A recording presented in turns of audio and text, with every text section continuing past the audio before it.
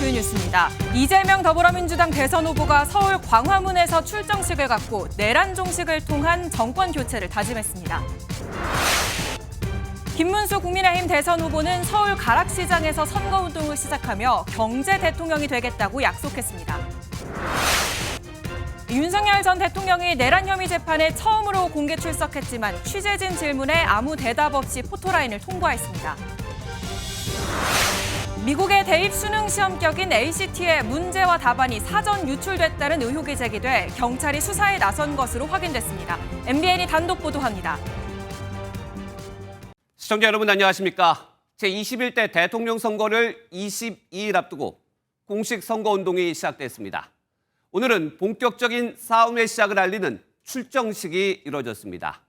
기호 1번 민주당 이재명 후보 광화문 청계광장에서 2번 국민의힘 김문수 후보는 가락시장, 4번 개혁신당 이준석 후보는 여수 산업단지에서 첫 유세를 시작했습니다. 대한민국의 미래를 결정지을 첫 단추, 지금부터 지켜보겠습니다. 먼저 이재명 후보는 이번 대선은 민주당과 국민의힘 대결이 아닌 거대 기득권과의 일전임을 강조하며 내란 종식을 선언했습니다. 첫 소식 이승민 기자가 보도합니다. 광화문 연단에선 민주당 이재명 후보는 선거운동복을 입고 운동화로 갈아 신으며 본선 레이스에 첫 발을 내딛었습니다. 이재명 후보는 이른바 빛의 혁명의 상징적 장소인 이곳 광화문에서 이번 대선의 발단이 된 내란을 완전히 종식해야 한다고 거듭 강조했습니다. 민주당과 국민의힘의 대결이 아닙니다. 내란으로 나라를 송두리째 무너뜨리고 헌정 질서와 민생을 파괴한 거대 기득권과의 일전입니다. 이념과 사상, 진영에 얽매여 갈등할 시간이 없다면서 무너진 민생과 경제를 살리는 데 힘을 쏟겠다고 약속했습니다. 이제부터 진보의 문제는 없습니다. 이제부터 보수의 문제란 없습니다. 오로지 대한민국의 문제, 국민의 문제만이 있을 뿐입니다, 여러분. 이어 첫날 유세로는 경기 화성과 판교를 선택했습니다. 인천으로 이사 갔다가 정말 오랜만에 성남 판교에 보니까 색다릅니다. 네. 앞서 밝힌 1호 공약, AI 산업 육성에 발맞춰 반도체와 스타트업 기업에 대한 지원을 대폭 늘리겠다고 강조했습니다. 민주당은 지역을 돌며 유권자들의 목소리를 듣는 경청을 핵심 기조로 본선 경쟁에서 표심을 끌어모은다는 계획입니다. MBN 뉴스 이승민입니다. 국민의힘 김문수 후보는 오늘 새벽 서울 가락시장에서 순댓국을 먹으며 선거운동을 시작했습니다. 일정은 하루 만에 대전과 대구를 방문하는 강행군을 소화했습니다. 김 후보는 특히 가난하게 하는 게 진보냐, 가짜 진보를 찢어버리고 싶다며 지지층 결집에 나섰습니다. 이어서 김현 기자입니다. 새벽 5시 첫 공식 선거운동 장소로 서울 송파구 가락시장을 찾은 김문수 국민의힘 대선 후보가 시장 구석구석을 돌며 상인들과 인사를 나눕니다. 사모님 사랑합니다. 화이팅! 직접 농산물을 구매하고 순댓국으로 아침까지 해결하며 민생 행보를 부각했습니다. 저는 정말 시장 대통령이 돼야 되겠다. 민생 대통령이 돼야 되겠다. 또 경제 대통령이 돼야 되겠다. 우리 대한민국이 잘 사는 대통령이 돼야 되겠다. 그런 생각을 합니다. 여의도 당사로 이동한 김 후보는 중앙선거대책위원회의 회의를 주재하면서 이재명 민주당 후보를 향해 날선 발언을 쏟아냈습니다. 풍요롭게 하는 것이 진보지 가난하게 하는 것이 진보입니까? 저는 가짜 진보. 우리가 이 가짜 진보를 확 찢어버리고 싶습니다. 국립대전현충원을 방문해 전사자 묘역을 참배한 김문수 후보는 곧바로 대전과 대구를 찾았습니다. 특히 보수의 심장 대구 서문시장에서는 최근 단일화 국면에서 갈등을 겪었던 권성동 원내대표도 함께하며 지지를 호소했습니다. 김문수 후보는 보수 진영의 상징적 장소인 이곳 서문시장에서 단일화 내용으로 흔들릴 수 있는 지지층을 결집시키는 데 주력하며 첫날 유세 일정을 마무리했습니다. MBN 뉴스 김현입니다. 오늘 새벽 자정 공식 선거운동이 시작되자마자 개혁신당 이준석 후보는 여수 산업단지를 방문했습니다. 그러고는 가장 젊은 후보임을 부각하며 대학생들과 학생식당에서 식사를 함께했죠. 이 후보는 이번 선거는 이재명 후보와의 1대1 대결이 될 것이라고 자신했습니다. 이 내용은 이지율 기자입니다. 선거운동이 시작되는 자정, 이준석 개혁신당 대선 후보는 전남 여수의 국가산업단지를 찾았습니다. 이 후보는 이공계 대통령이 해법이라며 압도적인 새로움으로 기존 정치를 바꾸겠다고 강조했습니다.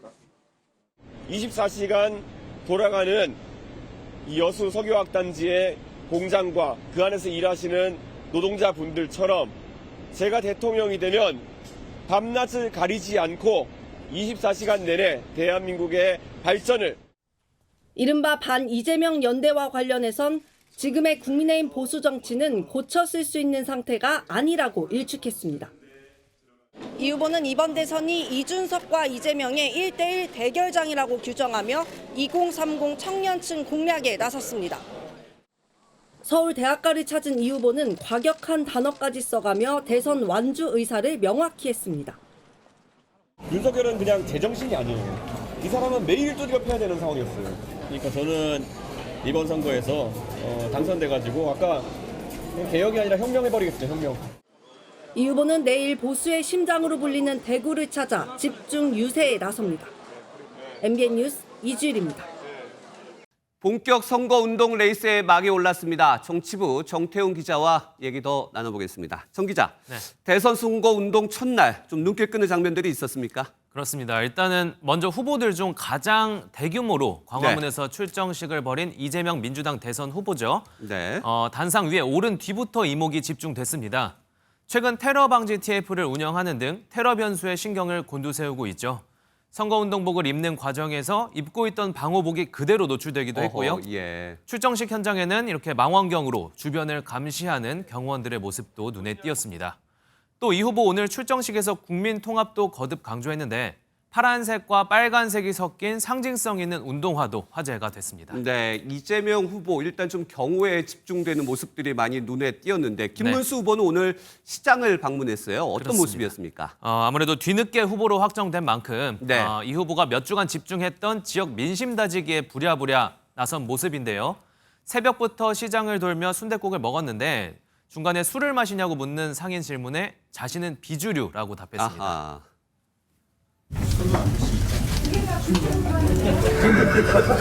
저는 비주류. 그래요? 그럼 안 먹으면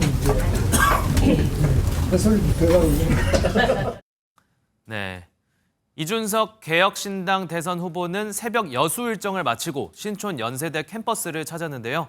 젊은 이미지를 부각하기 위해 선거운동복이 아닌 와이셔츠를 입고 학생들과 격이 없이 대화하는 모습도 눈에 띄었습니다. 네, 각각 서민과 학생들을 공략한 일정이었다 이렇게 볼 수 있을 것 같은데 네. 선거운동하면은 이렇게 울려 퍼지는 유세형 로고송이 좀 있지 않습니까? 이번 네. 대선에서는 어떤 노래들이 좀 눈에 띕니까? 네, 앞으로 이제 3주간 길거리에서 정말 많이 듣게 될 텐데요. 그렇겠죠. 네, 오늘 각 캠프의 로고송 또한 공개가 됐습니다.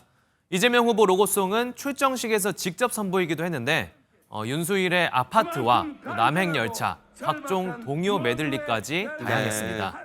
네, 또 김문수 후보 역시 까탈레나, 네가 참 좋아 등 국민적인 사랑을 받았던 노래들로 무장을 했습니다. 몇몇 곡은 예전에도 많이 선거용 로고송으로 쓰였던 노래 익숙해 보입니다. 네. 그런데 이재명 후보가 미국으로 떠난 이제는 홍전시장이라고 해야 될까요? 언급을 했어요. 무슨 이유입니까? 네, 정계 은퇴 선언을 했죠. 네. 홍준표 전 시장의 낭만의 정치인, 통합 정신을 잊지 않는 진정한 정치가 등으로 추켜 세운 건데요. 이 후보는 이번 대선에서 홍 전 시장이 가장 부담스러웠다고 고백하면서 미국에서 돌아오면 막걸리 한잔 하자며 글을 마무리했습니다. 네. 부쩍 친근한 발언들이 최근 이어지고 있는 건데 홍준표 경제책사로 알려진 이병택 카이스트 명예교수가 이재명 캠프 합류를 알리기도 했습니다. 네, 홍준표 후보 캠프에 있었던 교수가 지금 이재명 캠프로 옮겼다. 그렇습니다. 네. 공식선거 운동이 이제 22일 남았습니다. 저희가 이제 여러 가지 공약도 봐야 되겠지만 관전 포인트 좀 어떤 것들이 있을까요? 그렇죠. 정치권에서 가장 관심이 가는 건 아무래도 이재명 네. 후보의 득표율일 겁니다. 어허. 지금껏 흔들림 없는 일극 체제를 이어온 데다 최근엔 진보 진영의 이딴 불출마로 지원 사격도 받았고요. 국민의힘 내홍이라는 이 후보로서는 호재도 있었죠. 네. 사법 리스크마저 덜어낸 상황에서 역대 민주당 대선 후보 누구도 넘지 못했던 50% 득표율을 넘을지 관심입니다. 어렵사리 후보를 낸 국민의힘이 이번 선거 기간에 얼마나 잘 융합될지 또한 관건인데요. 반명 빅텐트의 실현 가능성에도 관심이 쏠립니다. 이와 맞물려 빅텐트 참여에 선을 긋고 완주를 다짐하고 있는 이준석 후보의 첫 대선 도전 결과도 관심을 모으고 있습니다. 네. 이번 대선의 관전 포인트로 이재명 후보의 투표율이 얼마나 나올지 또 마지막까지 빅텐트가 이어질지 지켜보겠습니다. 선거운동 첫날 풍경 정치부 정태훈 기자였습니다. 고맙습니다. 우여곡절 끝에 김문수 대선 후보를 등록한 국민의힘 상황 좀 더 살펴보겠습니다. 사퇴한 권영세 비대위원장 후임으로 1990년생 김용태 의원이 지명됐습니다. 첫 일성으로 당 대개혁을 약속하며 윤석열 전 대통령의 잘못된 계엄에 대해 고개를 숙였습니다. 정태진 기자가 보도합니다. 김문수 국민의힘 대선 후보가 신임 비대위원장의 김용태 의원을 파격 지명했습니다. 김용태 의원 이리 오셔. 또 마침 오셨네. 김용태 의원은 35살 초선, 당내 최연소 의원으로 비대위원 가운데 유일하게 후보 교체에 반대표를 던졌습니다. 당론과 다르게 김건희 여사 특검법에 찬성하는 등 주류 세력과 차별화된 행보를 보여왔는데 김문수 후보는 당개혁과 구태정산 적임자라고 지명 이유를 설명했습니다. 저는 35살 때 감옥에 있었습니다. 저는 감옥에서도 35살 때는 용기와 희망을 잃지 않았습니다. 엔진, 희망, 그리고 미래 이런 것들을 상징하는 인물이 저는 김용태 의원이라고 생각합니다. 국민이 놀랄 정도로 빠르게 변화하겠다며 보수 혁신을 예고한 김 의원은 가장 먼저 윤석열 전 대통령 계엄에 사과하며 중도층 표심 잡기에 나섰습니다. 국민의힘이 배출한 대통령의 계엄이 잘못되었다는 것, 그리고 당 스스로 대통령의 잘못된 행동에 대한 마땅한 책임을 지우지 못했다는 것 뼈아프고 반성합니다. 사과드리겠습니다. 당내 최연소 의원으로 사령탑에 지명된 김용태 의원에겐 대선 승리뿐만 아니라 탄핵 반대파와 찬성파, 둘로 쪼개진 당을 화합해야 하는 큰 숙제가 남아 있습니다. MBN 뉴스 정태진입니다. 이제 김문수 후보에게는 당을 어떻게 통합시킬지가 숙제로 남아 있습니다. 단일화 과정에서 충돌했던 권성동 원내대표를 끌어안았지만 한동훈 계와는 여전히 멀고 한덕수 전 총리의 합류도 무산됐습니다. 이 내용은 최돈희 기자가 보도합니다. 첫 일성은 통합이었습니다. 우리는 원팀입니다. 함께 싸우고 함께 승리합시다. 후보 교체 논란을 의식한 듯 호용을 수차례 언급하며 대통합의 의지를 다졌습니다. 대선을 이끌 선대위에도 친윤 인사들을 대거 전진 배치했습니다. 이번 논란의 중심이자 대표적인 친윤계인 권성동 원내대표도 유임시켰습니다. 당내 기반이 약한 만큼 선거 기간 당 주류와 안정적으로 발을 맞춰가야 한다는 현실적인 고민이 작용한 걸로 보입니다. 하지만 친윤 색채는 걸림돌입니다. 중도 확장을 위해 쇄신의 칼을 들이밀어야 하는데 계엄과 탄핵에 대한 입장, 윤 전 대통령과의 관계 재설정 등 폭발력이 큰 사안이라 부담입니다. 벌써 균열 조짐이 감지되는 가운데 친한계 합류는 멀어지는 분위기입니다. 한동훈 전 대표 입장에서도 본인이 주장해왔던 것들이 전혀 받아들여지지 않는데 거기서 어떻게 공을 들였던 한덕수 전 총리의 선대위 합류도 결국 무산됐습니다. MBN 뉴스 최돈입니다. 복잡한 국민의힘 속사정은 국회 출입하는 조희로 기자와 뉴스 추적으로 이어갑니다.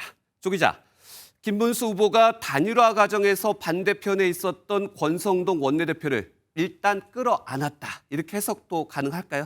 그렇습니다. 사실 권성동 원내대표는 한덕수 단일화에 누구보다 앞장서 왔습니다. 그렇죠.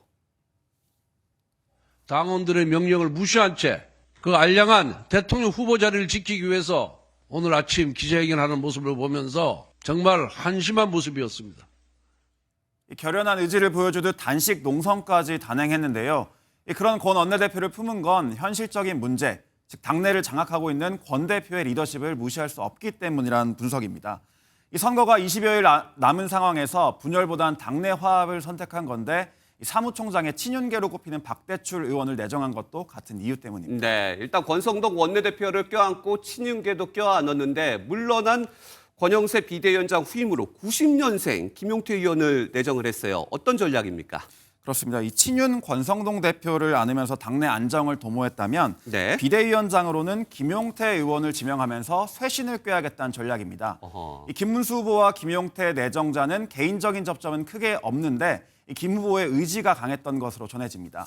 김용태 카드로 국민의힘은 두 가지 효과를 노렸다고 볼 수 있는데요. 우선 김 후보의 약점으로 고령 리스크가 꼽히는데 당내 최연소 의원인 김 내정자를 통해 젊은 이미지를 부각할 수 있습니다.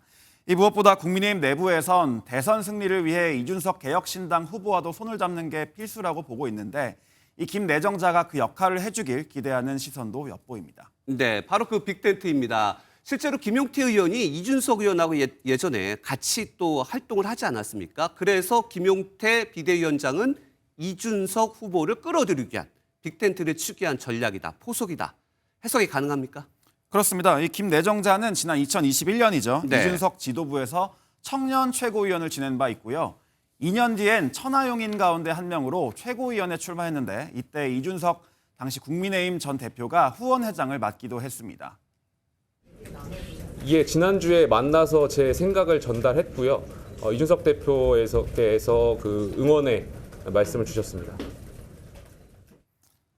따라서 이준석 후보와 친분이 있는 김용태 내정자가 보수 빅텐트를 치는데 막판 가교 역할을 맡지 않겠냐는 해석이 나옵니다. 네, 가교 역할을 기대하고 있다. 그런데 이준석 후보는 인터뷰 때마다 단일화를 하지 않겠다 이렇게 선을 긋고 있어요. 어떻습니까? 그렇습니다. 사실 오늘 기자회견에서도 이 단일화는 절대 없다 이렇게 예. 재차 강조를 했는데요. 김 내정자에 대해서는 또 이렇게 평가했습니다. 비대위원장이 누구라 하더라도 결국엔 그 당은 지금까지의 관성에 따라서 움직일 것이라는 확신이 있습니다. 대선, 용, 인선이라고 하는 것은 큰 의미는 없다.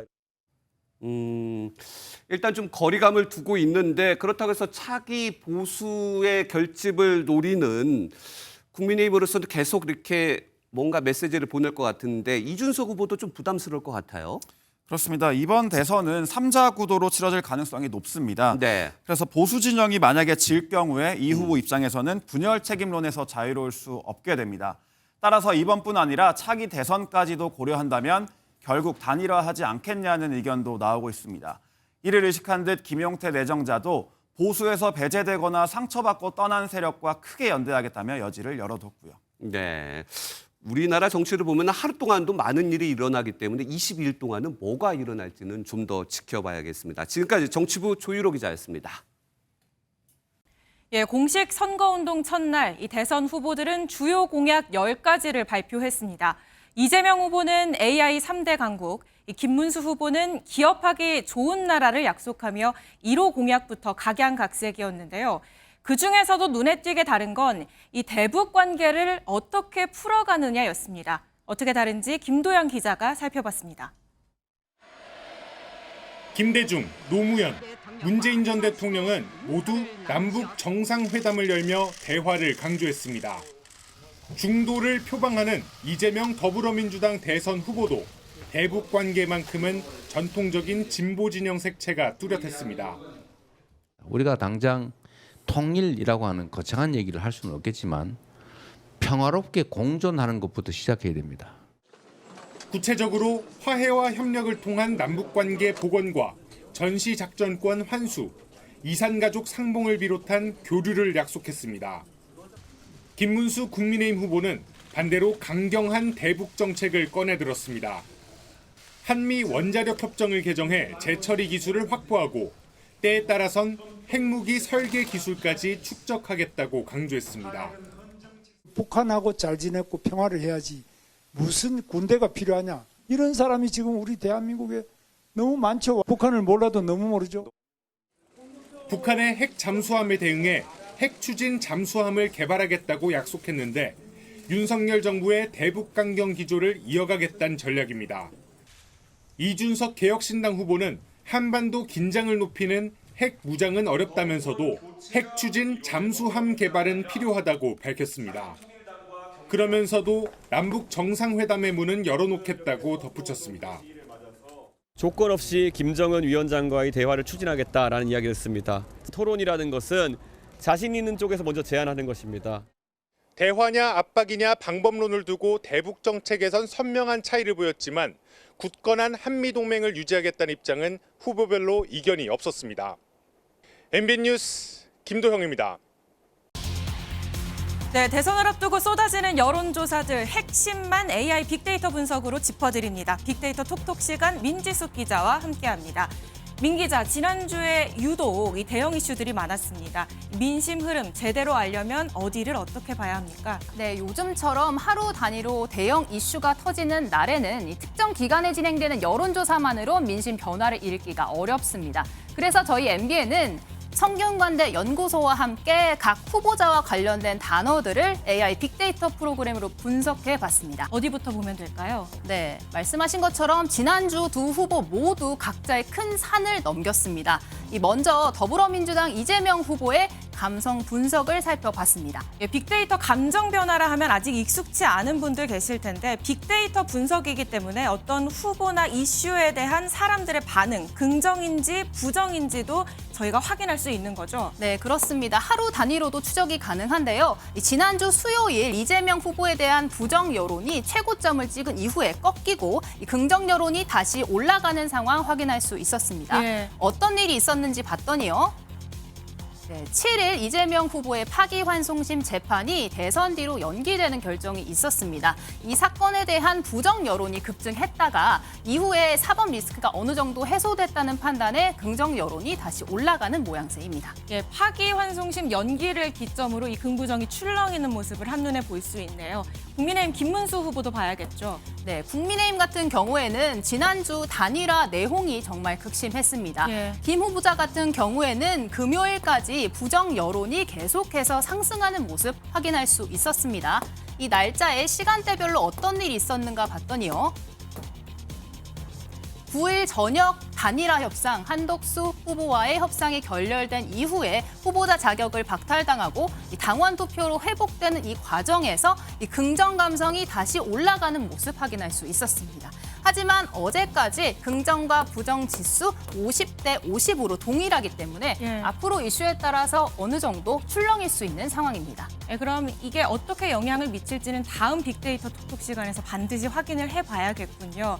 지금까지 후보들의 감성 변화를 살펴봤는데 실제 여론조사에도 반영이 됐습니까? 그렇습니다. 3자 가상 대결 여론조사 추이를 한번 살펴봤는데요. 이재명 후보 긍정 감성이 올라간 만큼 이 지난주 52.1%포인트로 과반 이상 지지율 회복한 걸 확인할 수 있습니다. 김문수 후보 역시 지지율이 상승했는데요. 이 결과에 대해서는 반한덕수 여론이 작용된 결과다라는 평가가 아직까지 많기 때문에 이 추세가 이번 주까지 이어질지 확인을 해봐야 할 것 같습니다. 네, 추세 계속 살펴보도록 하고요. 하나만 더 짚어보도록 하죠. 이 정치인의 발을 보면 전략이 보인다고 하는데 이 지난주에 이 김문수 후보가 단일화에 발이 묶여 있는 동안 이재명 후보는 전국을 돌아다녔습니다. 전략 살펴봐야겠죠? 네, 그야말로 광폭 행보였습니다. 이재명의 오답 노트를 썼다라고 이야기할 수 있는 게요. 예. 어제까지 이재명 후보가 전국을 돌아다닌 지역을 저희가 이렇게 칠해봤습니다. 총 51곳이고요. 가장 많이 찾은 강원 지역 두껍게 이렇게 표시를 했습니다. 이 가운데 지난 대선에서 이재명 후보가 윤석열 후보에게 내줬던 지역들이 모두 40곳이었습니다. 그래서 오답 노트군요. 그렇습니다. 저희가 지난 대선 결과와 이 숫자들을 한눈에 보여드릴 수 있도록 다시 구성을 해봤는데요. 이 지도를 통해서 이재명 후보의 전략을 한눈에 확인할 수 있습니다. 이 보시면 가장 많이 찍은 강원 지역은 16.5%포인트로 지난 대선에서 이 영남권 지역 다음으로 가장 큰 표 차이로 이재명 후보가 졌던 지역입니다. 그렇기 때문에 더 많이 찾은 것으로 보이고요. 특히 이 지역 민주당 현역 의원 2명뿐이기 때문에 후보가 직접 공을 들이고 있는 모습을 알 수 있습니다. 예, 지역으로 보면 영남이 15건으로 가장 많은 것 같습니다. 그렇습니다. 큰 지역구로 보면 그런데요. 이 TK 지역에서 이번 민주당 대선 30%포인트, 이 PK 지역에서 40%포인트 득표를 목표로 하고 있습니다. 그렇기 때문에 지난주 국민의힘 단일화 이슈로 내용이 극심했을 때 이재명 후보가 영남권을 연이틀 찾으면서 집중 공략에 나선 모습입니다. 0.7%포인트 대선 격차를 좁히기 위해서 험지 공략을 계속 이어갈지가 관전 포인트가 될 것으로 보입니다. 예, 앞으로 다른 후보들의 이 발도 계속해서 추적해 보도록 하겠습니다. 지금까지 빅데이터 톡톡 민지숙 기자였습니다. 내란 우두머리 혐의로 형사 재판을 받고 있는 윤석열 전 대통령의 법원 출석 모습이 처음으로 공개됐습니다.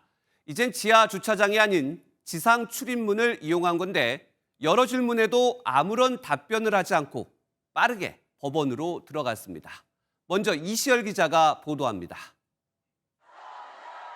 짙은 남색 양복을 입고 붉은 넥타이를 맨 윤석열 전 대통령이 지지자들의 환호를 받으며 법원으로 들어섭니다.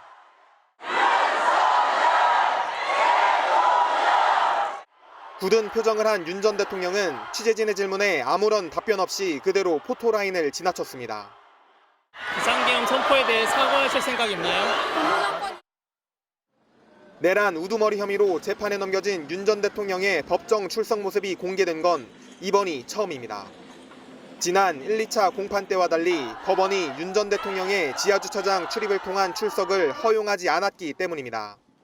다만 서울고등법원은 윤 전 대통령의 지상 출입 조치는 우선 이번 3차 공판에만 적용되는 것이라고 밝혔습니다. 앞으로 열릴 재판에서도 윤 전 대통령의 법원 출석 모습이 공개될지 여부는 추후 결정될 것으로 보입니다. 대선 전 윤석열 전 대통령의 내란 재판은 이달 19일과 26일 두 차례 더 열릴 예정입니다. MBN 뉴스 이시열입니다.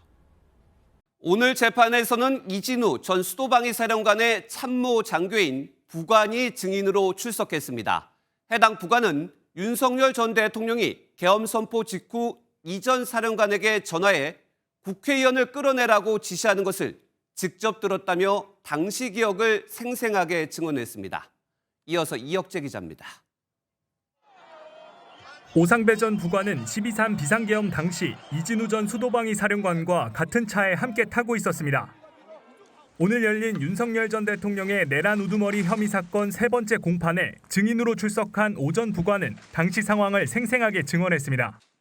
오 전 부관은 윤 전 대통령의 4명이 1명씩 들쳐업고 나와라 라는 지시를 들었고 가마 태워서 나오는 이미지가 연상됐다고도 말했습니다. 특히 윤 전 대통령이 총을 쏴서라도 들어가라, 2번, 3번 계엄하면 된다고 지시한 사실도 증언했습니다. 윤 전 대통령 측은 이전 사령관이 총 단어에 대한 기억이 없다고 주장하며 반박했지만 부관은 자신이 분명히 들었다고 되받아쳤습니다. 또 윤 전 대통령 측이 윤 전 대통령 목소리를 들은 게 맞느냐며 신빙성을 걸고 넘어졌지만 오 전 부관은 현장에서 정확히 인지했다고 밝혔습니다. 오 전 부관은 윤 전 대통령 측 석동현 변호사가 체포의 채자도 얘기한 적이 없다고 한 인터뷰를 보고 진실을 밝히기로 결심했다고 말하기도 했습니다. 향후 전개될 공판에서 주요 계엄군 지휘부도 증인으로 출석할 것으로 예상되는 가운데 윤 전 대통령에게 불리한 증언이 계속될지 관심이 집중되고 있습니다.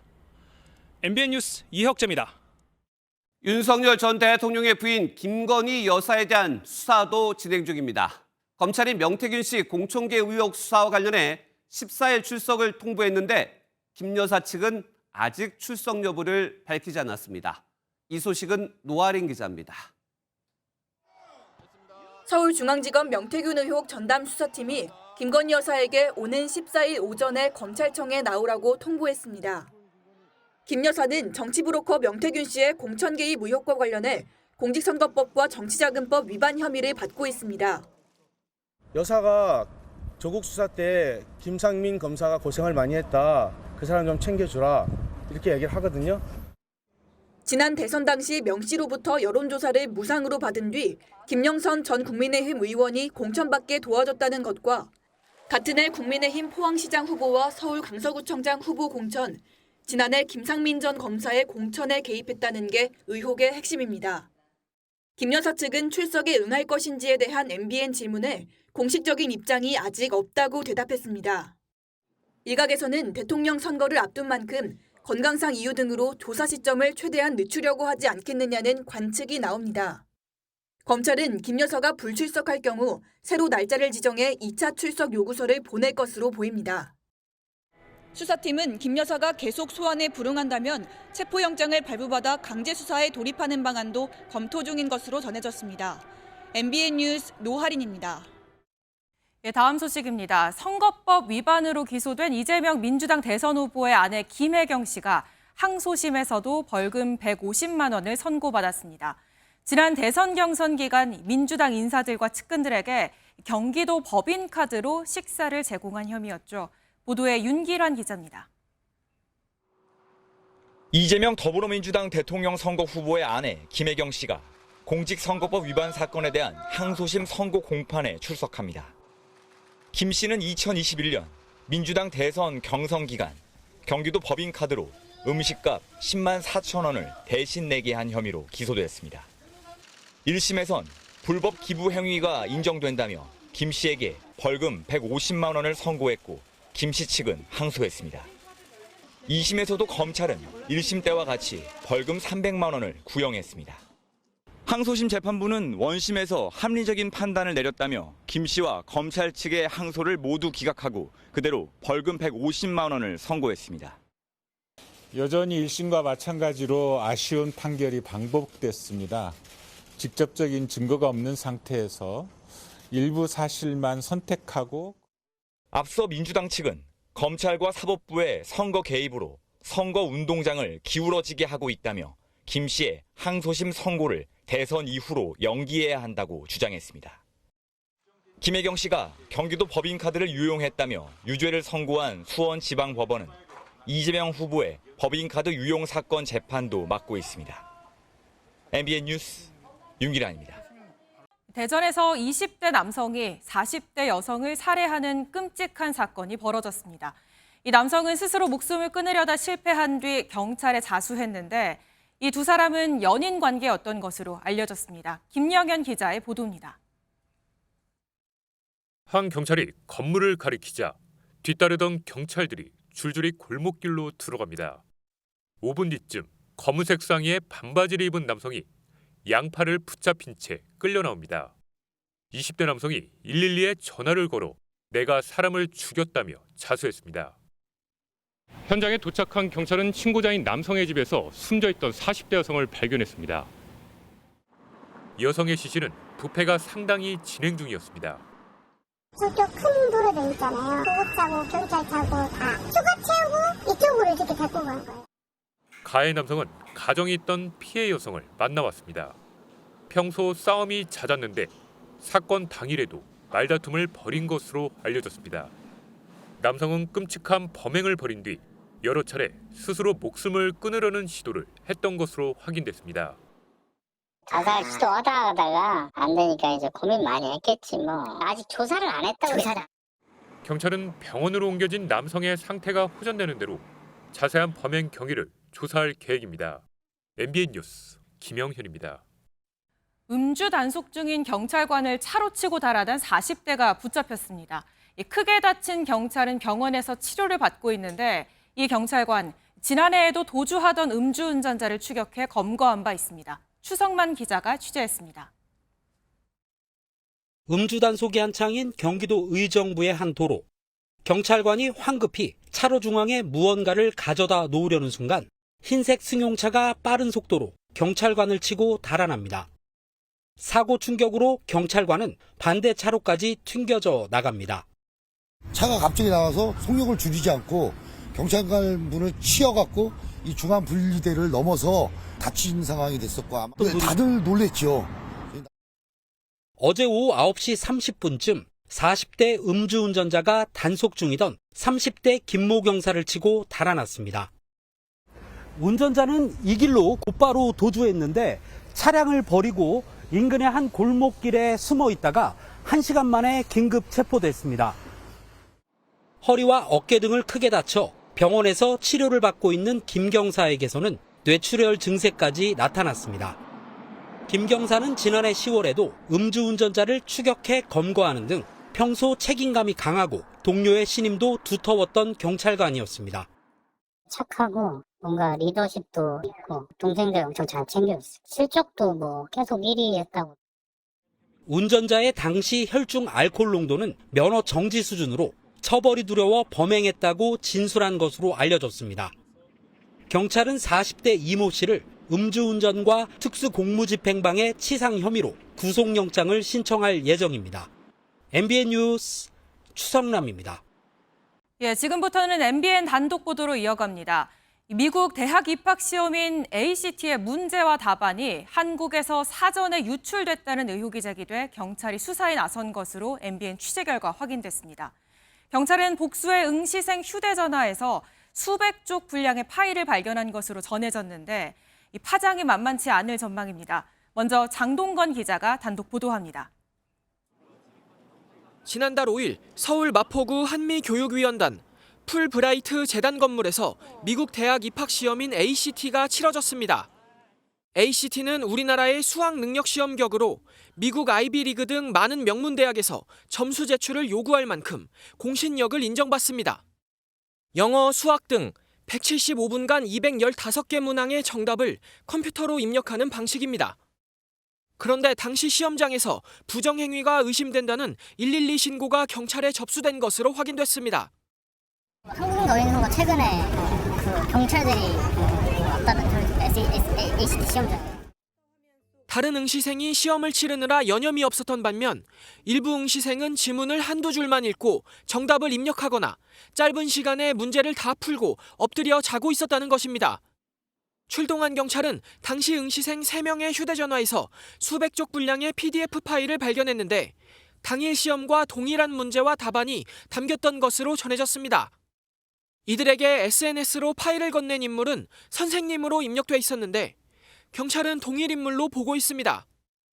특히 파일이 오간 시간이 시험 당일인 지난달 5일 새벽으로 전해졌는데 ACT 문제와 답안이 사전 유출됐을 가능성을 두고 경찰이 수사에 착수했습니다. 경찰은 조만간 시험 응시자들과 풀브라이트 관계자 등을 불러 조사할 방침으로 전해졌습니다. MBN 뉴스 장동건입니다. 미국 대학 입학 시험 ACT 유출 의혹의 핵심은 누가 시험 문제를 어떻게 전달했느냐는 겁니다. 경찰은 ACT 현직 강사가 개입됐을 가능성을 염두에 두고 수사 중인 것으로 알려졌습니다. 손성민 기자의 단독 보도로 이어갑니다. ACT 문제 사전 유출 의혹은 이번이 처음이 아닙니다.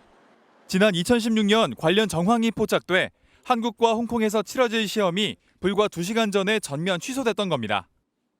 약 10년 만에 또다시 유출 가능성이 제기되자 시험 관리 감독을 맡았던 풀브라이트 측은 당황한 기색이 역력했습니다. 저희는 시험 당일 감독 진행하는 룰이 있는데요. 이런 부분들은 다 ACT 연락을 해주셔야 될 거예요. 문제 유출 의혹의 핵심은 시험 당일인 지난달 5일 응시생 3명에게 SNS로 문제와 답안을 전달한 것으로 추정되는 선생님 A씨란 인물입니다. 경찰은 해당 인물이 현직 ACT 강사일 가능성을 배제하지 않고 수사를 진행하고 있는 것으로 알려졌습니다. 실제 A씨가 누군가로부터 ACT 문제와 답안을 제공받고 응시생 측에게 줬는지, 이 과정에서 금품이 오갔는지가 밝혀야 할 부분으로 보입니다. 경찰은 특정 프로그램을 통해 들어갈 수 있는 인터넷인 다크웹을 통한 문항 거래가 있었는지도 들여다볼 방침인 것으로 전해졌습니다. 시험 문제 유출 의혹이 사실로 드러난다면 ACT에 대한 공신력이 도마에 오를 것으로 보입니다. MBN 뉴스 손성민입니다. 스위스 제네바에서 이뤄진 미국과 중국의 첫 대면 무역 협상에서 조금 전 파격적인 합의가 나왔습니다. 미국과 중국은 기존의 관세 폭탄을 대폭 낮추면서 기대보다 큰 빅딜을 이뤘다는 평가가 나옵니다. 워싱턴에서 강영구 특파원입니다. 미국과 중국이 무역 갈등의 해빙점을 찾았습니다. 스위스 제네바에서 열린 고위급 관세 협상에서 미국은 대중국 관세율을 기존 145%에서 30%로 대폭 낮추기로 합의했습니다. Both sides on the reciprocal tariffs will move their tariffs down 115%. 협상 직전 트럼프 대통령은 대중국 관세는 80% 수준이 적절하다고 했고 미국 언론은 50%를 전망했지만 이번 발표는 이보다 훨씬 파격적인 빅딜입니다. 결국 미국은 올해 초 펜타닐 관세로 부과한 20%와 10%의 기본 관세만 남긴 셈입니다. 중국 역시 미국 상품에 매겼던 보복 관세 125%가 10%로 낮아지게 됐습니다. 교역 중단 수준인 관세 폭탄을 90일간 유예하고 양국이 대화 모드에 돌입하면서 전 세계를 공포에 빠뜨렸던 불확실성은 상당 부분 해소될 것으로 보입니다. 다만 이번 협상을 토대로 세부 논의를 이어갈 예정이어서 희토류 수출 통제와 환율 조작 문제 등 쟁점에 따라 무역전쟁 재발 우려도 남아 있습니다. 미중 갈등은 글로벌 질서의 재편이라는 큰 판을 흔들고 있습니다. 워싱턴에서 MBN 뉴스 강영구입니다. 전 세계 미국의 영향력은 선물 논란으로도 번졌습니다. 카타르 왕실이 트럼프 미국 대통령에게 5,600억 원의 항공기를 선물한다고 전해졌습니다. 트럼프 대통령은 전용기로 사용할 예정인데 그냥 주지는 않았을 테고 대가를 바라는 뇌물이라는 비판이 나옵니다. 한유혜 기자가 보도합니다. 트럼프 미국 대통령의 중동 순방을 앞두고 카타르 왕실이 통 큰 선물을 마련했습니다. 바로 보잉 747-8 하늘의 여왕이라는 수식어를 가진 초호화 항공기입니다. 해당 항공기의 가격은 약 5,600억 원으로 이는 미국 정부가 받은 역대 최대 규모의 선물 중 하나라는 평가입니다. 트럼프 대통령은 이 항공기를 받게 되면 대통령 전용기로 사용할 계획입니다. 현재 사용 중인 미국 대통령 전용기는 30년 이상 운용된 기종으로 트럼프 대통령은 이미 집권 1기 때 보잉과 2대의 대통령 전용기 납품을 계약했는데 인도가 늦어지는 상황입니다. I'm not happy with the fact that it's taken so long. 퇴임 후에는 이 항공기를 트럼프 도서관 재단에 기증할 방침이라 트럼프 대통령이 사적으로도 사용할 수 있게 됩니다. 이에 미국 내에서는 단순한 선물이 아닌 뇌물이라는 비판이 쏟아졌습니다. 애덤 시프 민주당 상원 의원은 노골적인 부패라고, 척 슈머 민주당 상원 원내대표는 단순한 뇌물이 아닌 외국의 영향력 행사라고 비난했습니다. 카타르 정부는 항공기 이전에 대해 아직 결정되지 않았다는 입장을 밝혔습니다. MBN 뉴스 한여입니다. 스리랑카에서 불교 순례객을 태운 버스가 절벽에서 추락하는 사고가 발생했습니다. 이 사고로 20여 명이 사망하고 수십 명이 크게 다쳤는데 목격자들은 버스가 과속을 하다가 산길에서 굴러 떨어졌다고 밝혔습니다. 이상엽 기자가 보도합니다. 뒤집힌 버스 주변에 수십 명의 인파가 몰려 있습니다. 구조대가 버스에서 부상자를 꺼내 구급차로 옮기는데 한창입니다. 스리랑카의 중부 산악지대 코트말레 부근에서 산길을 달리던 버스가 절벽에서 굴러 떨어지는 사고가 발생했습니다. 현지 경찰에 따르면 사고 버스는 불교 순례자들을 태운 채 이동하는 중이었습니다. 이 사고로 최소 22명이 숨지고 30여 명이 크게 다친 것으로 집계됐습니다.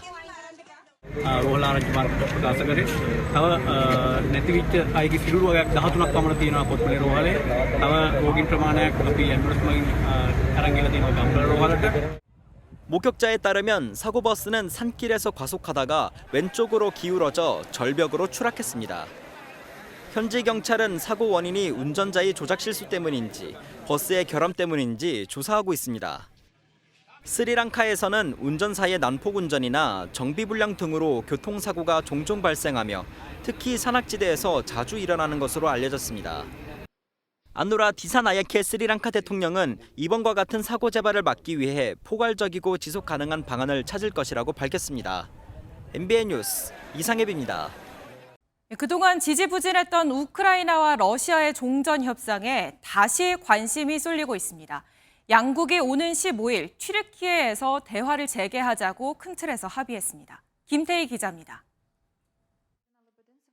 볼로드미르 젤렌스키 우크라이나 대통령이 블라디미르 푸틴 러시아 대통령의 협상 재개 제안을 수용했습니다. 젤렌스키 대통령은 오는 15일 튀르키예에서 푸틴 대통령을 기다리겠다고 역제안했습니다. І сподіваюся, що Путін цього разу не шукатиме причин, чому він щось не може. Ми готові говорити.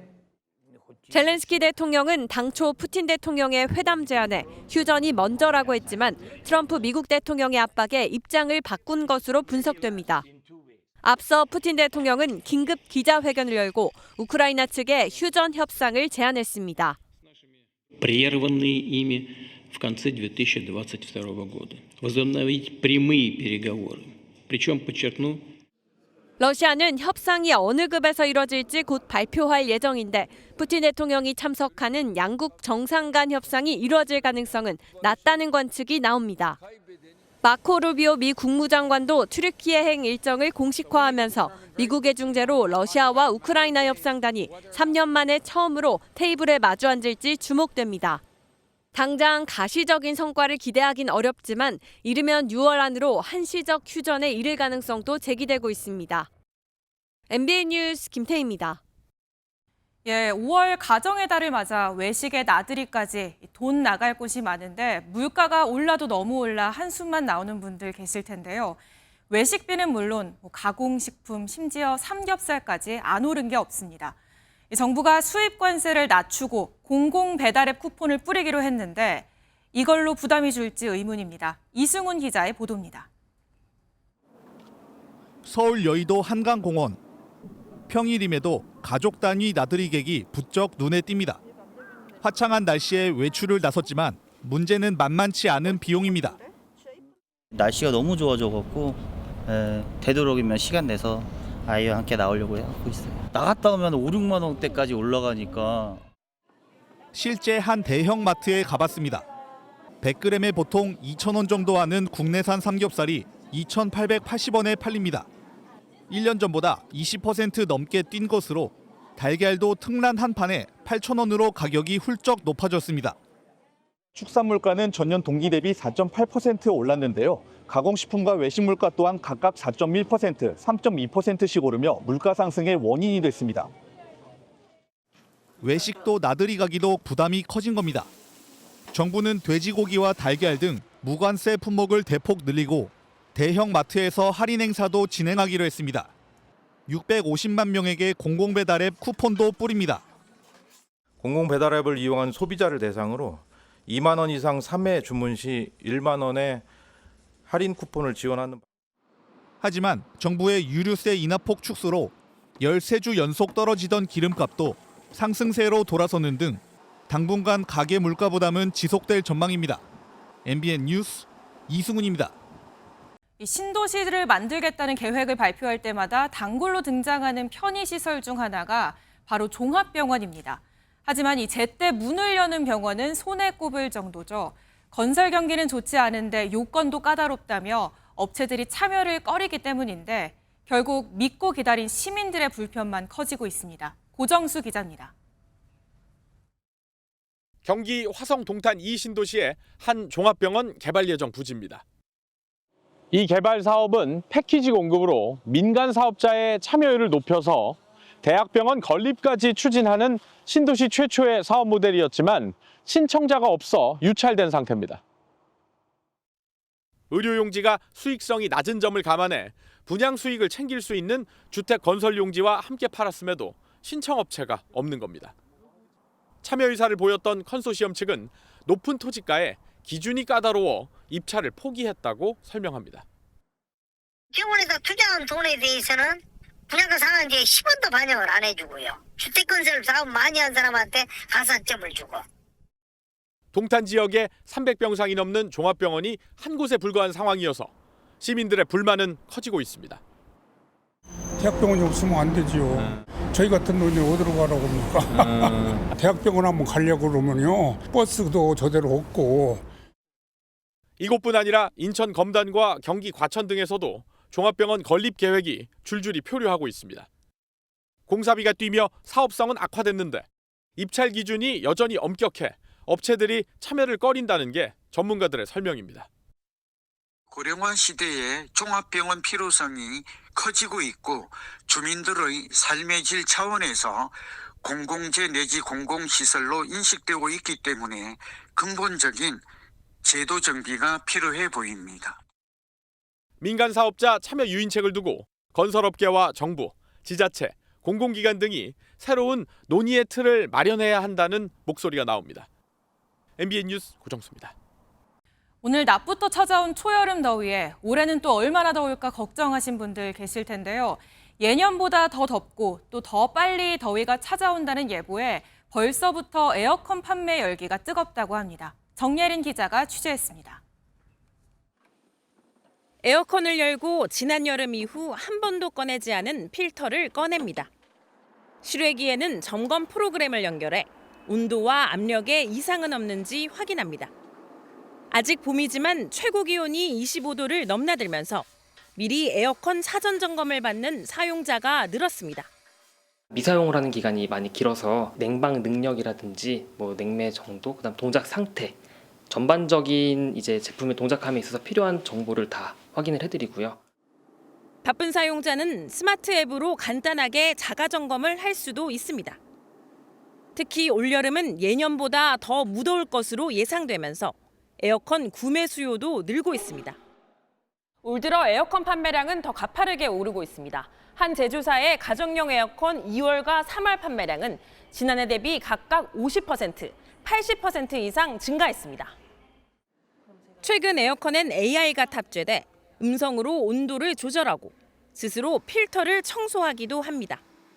작년에 비해서 더 덥다는 얘기가 있어서 새로운 에어컨을 구매하려고 다시 방문을 했습니다. AI 기능도 부착된 것도 있다 해서 구경하러 왔습니다.